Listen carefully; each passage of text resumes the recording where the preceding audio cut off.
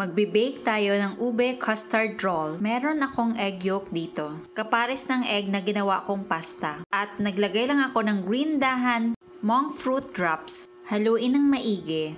Then, set aside. Ngayon, maglalagay tayo ng all-purpose cream sa pan. Lutuin lang natin ito over low heat. Then, add green dahan, monk fruit drops. Maglalagay din tayo ng green dahan xanthan gum. Lagay lang natin sa maliit na bowl, then add a teaspoon of all-purpose cream. Haluin ng maigi, then add more all-purpose cream hanggang sa ito ay maging diluted. At unti-unting ibalik sa pan. At haluin ng maigi. If you love this recipe, please like and share and follow me for more low-carb recipes and health tips. Then gradually add egg yolk. Ang list of ingredients ay ilalagay ko sa last part ng video na ito.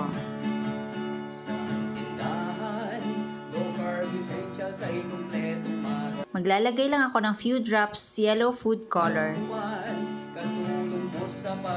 Now add butter and vanilla extract.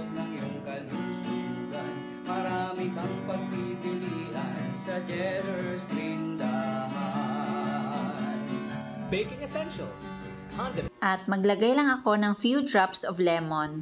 Haluin ng maigi at ang ganitong texture ay okay na.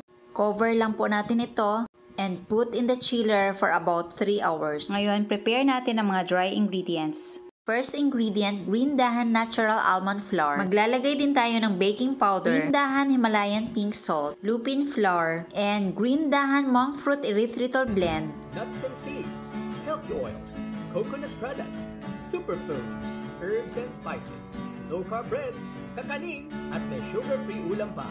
Happy ang pamilya. Ngayon, separate natin ang egg yolk sa egg white. Ang egg yolks ay ilalagay natin sa dry ingredients. Green dahan. Low-carb essentials ay kumpletong matatagpuan. Katulong mo sa pag-ayos ng iyong Then add coconut oil, green dahan organic coconut cider vinegar, all-purpose cream, at haluin ng maigi.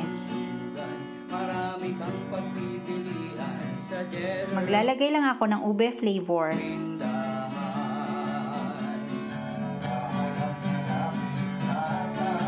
Then set aside. Ngayon, gagawin naman natin yung egg white. Then add cream of tartar. Kapag marami ng bubbles, gradually add green dahan pure erythritol.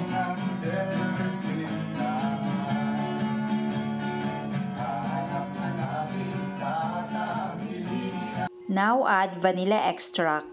Whisk lang po natin ito until we achieve a stiff peak. Ngayon, ihalo na natin ang egg white and wet and dry ingredients. Divide lang po natin ito into 2 or 3 batches.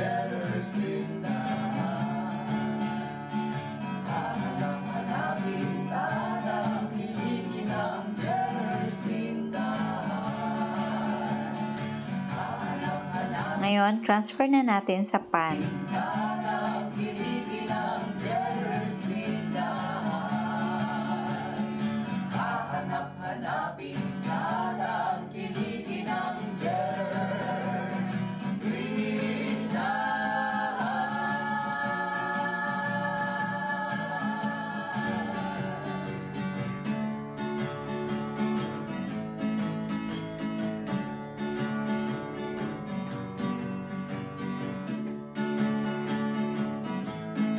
Then bake at 160 degrees Celsius for about 15 minutes. Ngayon, maglagay na po tayo ng custard filling. Sa tindahan, low-carb essentials ay kumpletong matatagpuan. Katulong mo sa pag-ayos ng iyong kalusugan. Marami kang pagpipilian sa Jetter's Tindahan. Baking essentials, condiments, nuts and seeds, healthy oils, coconut products, superfoods, herbs and spices, low-carb breads, kakanin, at may sugar-free ulam pa. At cut ko lang po yung both ends. And chill for 2 hours. Ngayon, maggagawa po tayo ng frosting. Mag-whip lang po tayo ng butter until fluffy and very pale yellow. Then add all-purpose cream. At whip lang po natin ito. Then add monk fruit drops. Low-carb essentials ay kumpletong matatagpuan. Sa kalagitnaan ng pagwi-whip, naghihiwalay po ang butter at all-purpose cream. Pero continue lang po yung pagwi-whip at unti-unti din po silang magsasama ulit. Sa pag-ayos ng iyong kalusugan, marami kang pagpipilian sa Cheddar's Tindahan. Ngayon, maglalagay na po tayo ng ube flavor. Then, continue whipping until we achieve a smooth and stable consistency at syempre, uniform color. Ngayon, mag-frosting na po tayo.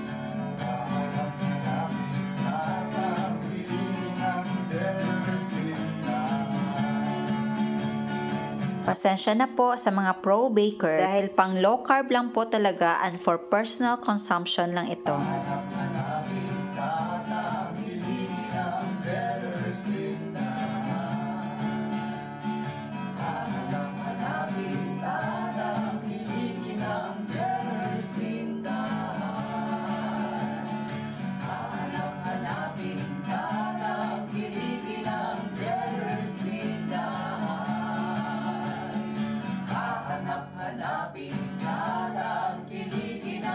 Maglagay lang po tayo ng konting decor at maglalagay din po ako ng custard.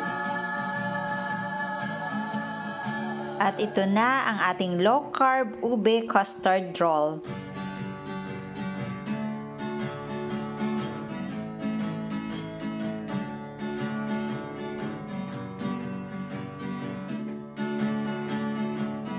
At mag-plating na tayo. Essentials ay kumpletong matatagpuan. Katulong mo sa pag-ayos ng iyong kalusugan. Marami kang pagpipilian sa Cheddar's Tindahan.